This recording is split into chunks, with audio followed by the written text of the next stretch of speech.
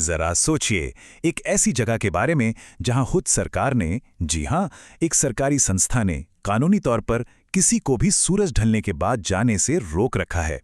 अब आप सोच रहे होंगे कि ये कोई सीक्रेट मिलिट्री बेस होगा। बिल्कुल नहीं, ये भारत का एक बहुत ही पुराना और मशहूर ऐतिहासिक किला है।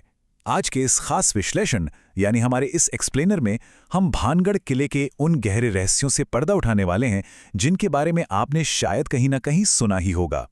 लेकिन यकीन मानिए, आज हम जिन सच्चाइयों तक पहुंचने वाले हैं वो उन डरावनी कहानियों से कहीं ज्यादा चौंकाने वाली हैं। तो चलिए शुरू करते हैं। भारतीय पुरातत्व सर्वेक्षण यानी एएसआई ने वहां बाकायदा एक चेतावनी बोर्ड लगाया हुआ है जिस पर साफ साफ लिखा है, सूर्यास्त के बाद प्रवेश वर्जित है। लेकिन खैर, इंसानी फितरत ही ऐसी होती है ना, नियम तोड़ने में अलग ही मजा आता है। कहा जाता है कि एक रात 3 दोस्तों ने इस चेतावनी को पूरी तरह से नजरअंदाज कर दिया। वो अंधेरे में किले के अंदर घुस गए, लेकिन तभी उनमें से एक दोस्त गहरे कुएं में गिरकर बुरी तरह घायल हो गया। बाकी दोनों दोस्त आनन फानन में उसे लेकर अस्पताल की तरफ भागे, लेकिन रास्ते में ही एक भयानक कार एक्सीडेंट हुआ और तीनों की मौके पर ही मौत हो गई। आज भी वहां के लोकल लोग बड़े यकीन के साथ कहते हैं कि वो कोई आम सड़क हादसा नहीं था, बल्कि भानगढ़ के किले ने अपनी कीमत वसूली थी। तो आखिर इस खौफनाक जगह की शुरुआत हुई कहां से? आइए थोड़ा इतिहास के पन्नों को पलट कर देखते हैं। बात है साल 1573 की। अरावली की पहाड़ियों के बीच राजा भगवंत दास के बेटे माधो सिंह ने इस शहर को बसाया था। और ये कोई छोटा मोटा किला नहीं था, बल्कि एक बेहद शानदार और आबाद शहर था। अपने चरम पर इस शहर में 9000 से भी ज्यादा घर थे, भव्य हवेलियां थीं, चहल पहल वाले बाजार थे। लेकिन आज अगर आप वहां जाएं तो आपको एक बहुत ही अजीब और हैरान करने वाली चीज दिखेगी। इन 9000 घरों में से एक भी घर पर, जी हां, एक भी घर पर छत नहीं है। दीवारें हैं, पूरा का पूरा ढांचा खड़ा है, लेकिन छतें बिल्कुल गायब हैं। वहां के लोगों का मानना है कि यहां कोई भी छत टिक ही नहीं पाती। वो इसे किसी रातों रात हुए भयानक अलौकिक विनाश का नतीजा मानते हैं। अब सवाल ये है कि ये विनाश हुआ कैसे? इसके पीछे मुख्य रूप से 2 बहुत ही मशहूर कहानियां सुनी जाती हैं।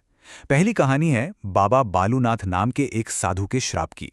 कहते हैं उन्होंने किले के निर्माण की इजाजत सिर्फ इस शर्त पर दी थी कि किले की किसी भी इमारत की परछाई उनके ध्यान करने की जगह पर नहीं पड़नी चाहिए। लेकिन जैसे ही किले की ऊंचाई बढ़ी और परछाई उन पर पड़ी, पूरा का पूरा शहर तबाह हो गया। दूसरी कहानी थोड़ी और ज्यादा ड्रामेटिक है। कहते हैं तांत्रिक सिंगिया नाम का एक शख्स भानगढ़ की राजकुमारी रत्नावती की खूबसूरती पर पूरी तरह फिदा था। उसने राजकुमारी को पाने के लिए एक इत्र को काले जादू से वशीकरण औषधि में बदल दिया। लेकिन राजकुमारी को शक हो गया और उन्होंने वो इत्र एक भारी पत्थर पर फेंक दिया।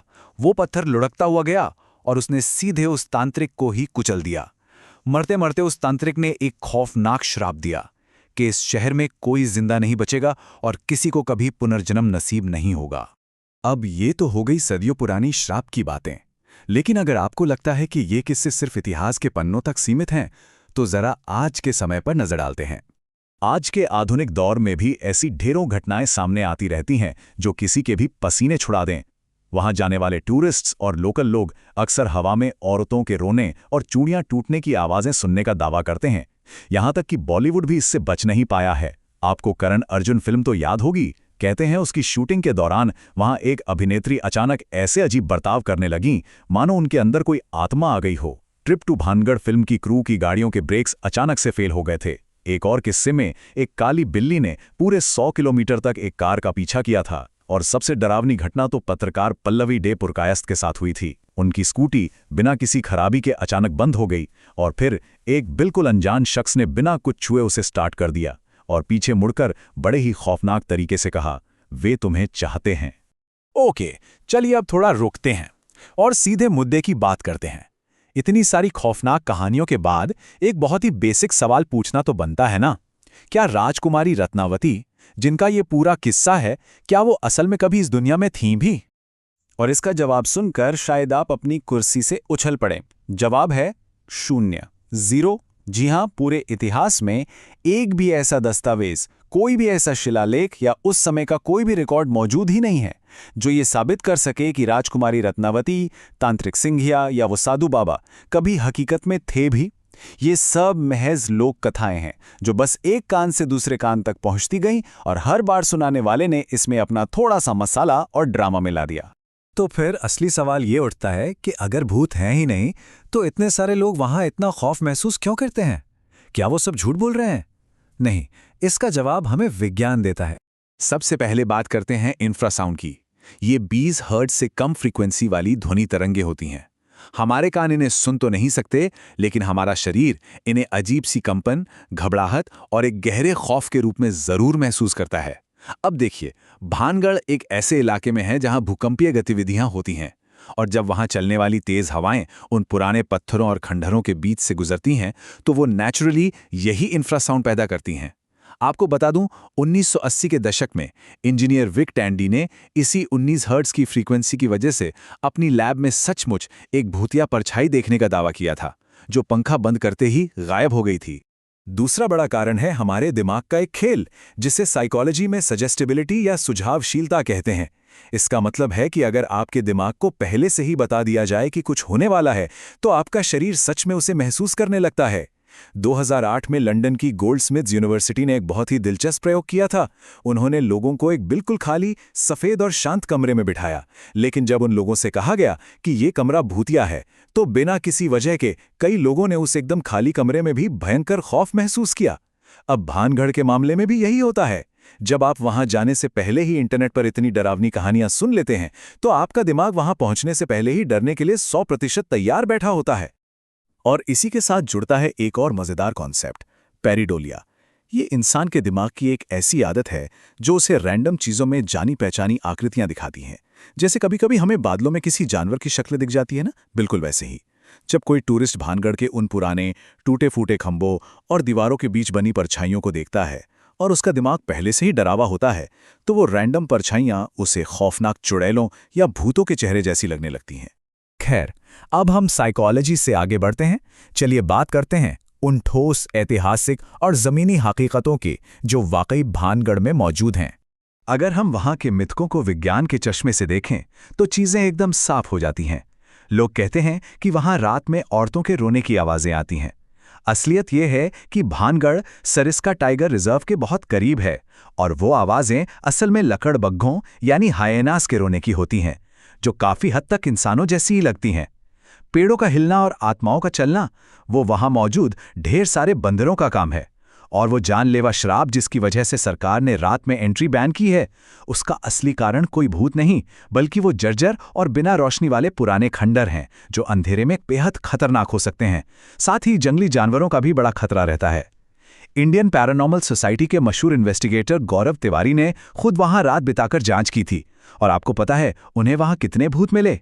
एक भी नहीं। तो फिर 9000 घरों वाला वो आबाद शहर रातों रात वीरान कैसे हो गया? इसका जवाब किसी जादुई श्राप में नहीं, बल्कि इतिहास के एक बहुत ही दर्दनाक सच में छिपा है।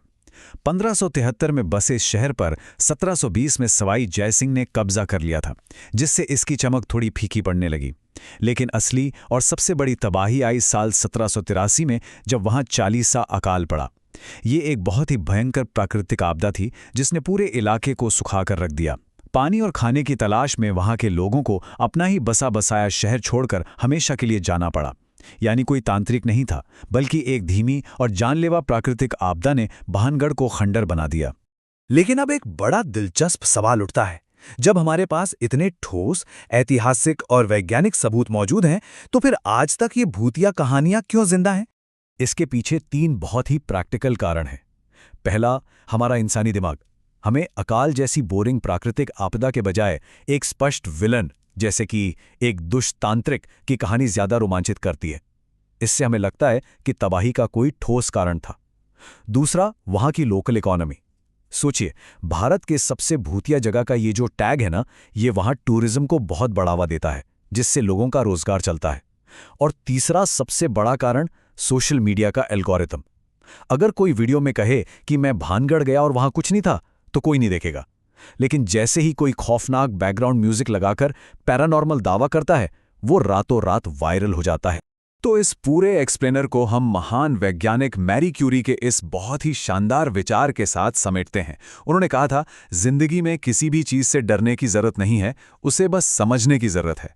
देखिए, जब हम विज्ञान और इतिहास की मदद से इन मिथकों को तोड़ते हैं तो उस जगह का जादू खत्म नहीं होता, बल्कि हमारा डर खत्म होता है और हमें उस जगह की एक सच्ची और गहरी समझ मिलती है। सच्चाई अक्सर कहानियों से कहीं ज्यादा दिलचस्प होती है। तो अब अगली बार जब आपके सामने कोई ऐसी खौफनाक भूतिया कहानी आए, तो क्या आप उससे डरेंगे या उसके पीछे छिपे विज्ञान को खोजने की कोशिश करेंगे?